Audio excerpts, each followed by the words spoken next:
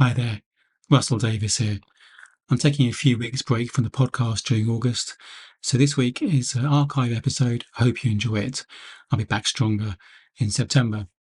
If you enjoy the podcast, please do rate it or leave a review wherever you get your podcasts, as it helps spread the love and more people can find the podcast. My mission is to provide this support to as many people as possible because it's free and accessible. Loving you. Hi there. Welcome to this week's episode of the podcast with me, Russell Davis. This week we're going to explore the nature of a thought. We spend so much time in our thinking, manage our thinking, trying to get better thinking. But what is a thought? In my experience, when we go further upstream to look at the nature of a thought rather than the content of our thinking, that's when we begin to find the answers.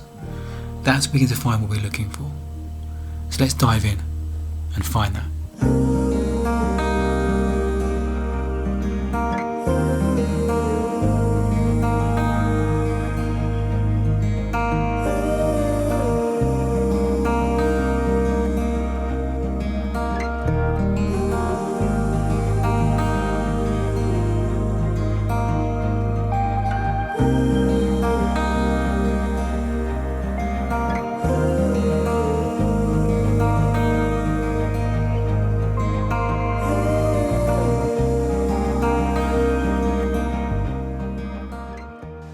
So let's talk about thought. I'm going to be a bit kind of philosophical in this podcast episode. Because often we're trying to manage the engineering of thought, the effects of thought, the consequences of thought, the behaviours around thought. But I just want to look a bit further upstream to look at the physics of thought, the psychology of thought, as a concept, as a construct, because often we get so caught into particular thoughts and we judge some thoughts as useful, some unhelpful, and we're trying to manage our state of mind, trying to weed out what we judge as unhelpful thoughts, trying to find the helpful thoughts. But I want to look at thought as a concept, as a construct. So bear with me. Don't listen to try and find out something new. Don't listen to get something from this. Listen for a feeling within. Listen as if it's a meditation. I'm not trying to change your thinking. You've got so much thinking as it is. I don't want you to get new thoughts from this. I want to connect something to deeper within you, your soul, your heart, your wisdom. It's the space below our thinking. When we hear something from there, that's when we get insights. That's when we get clarity, we get a change of heart. For me, that brings personal development change that's permanent, that's more effortless, because we're returning to the truth of who we are. And it's thought, and I'm using that word, I mean, maybe describe that kind of word, what I mean by that word, because everything is thought, even wisdom and instinct is thought. But some are outside in thinking, some are inside out thinking.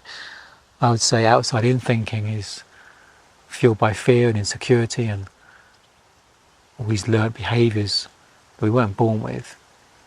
Inside out thinking, sometimes I differentiate that by calling it wisdom, instinct, intuition.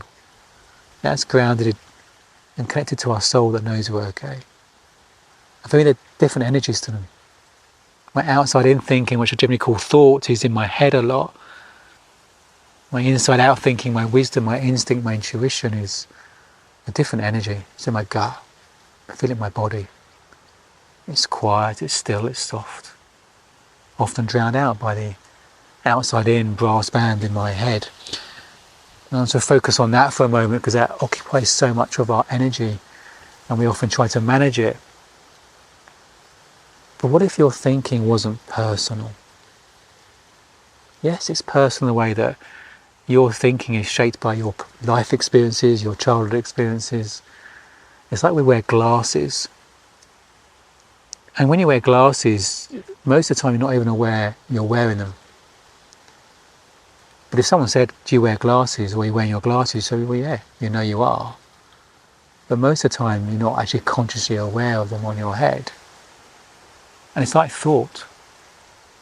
Thought, like this invisible layer, they're not aware it's there most of the time, but it's creating every experience we have. It's not creating our circumstances, it's contributing to them. It's creating our experience of our circumstances. And like glasses, you might have a prescription that's unique to you. So the filter of your thinking is unique to you, and in fact that it's your life experiences.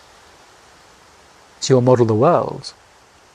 But it's not personal in the way that you don't choose it, you can't control it, it just happens, it's spontaneous. It just happens. You couldn't predict your next 5 thoughts if you wanted to. It just happens. Like the weather just happens. The weather's not personal. Your thinking, your experience is not personal.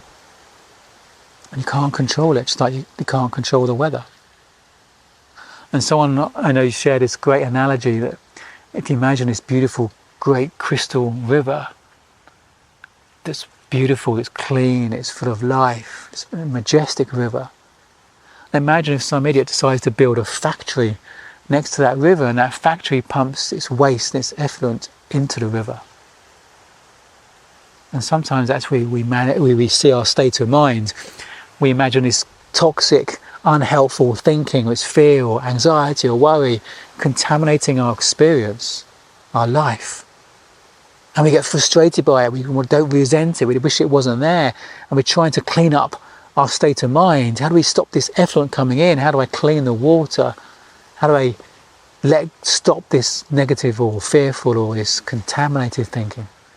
And all our focus goes on the factory or the effluent. But what if you could recognize that's not you? You're the water, the beautiful crystal water. If you could look further upstream and see the truth of who you are, you're not your negative, fearful, anxious thinking. You're not your outside-in thinking. That's not who you are. That's not how you came into the world. As a baby, as a toddler that just knows you're okay.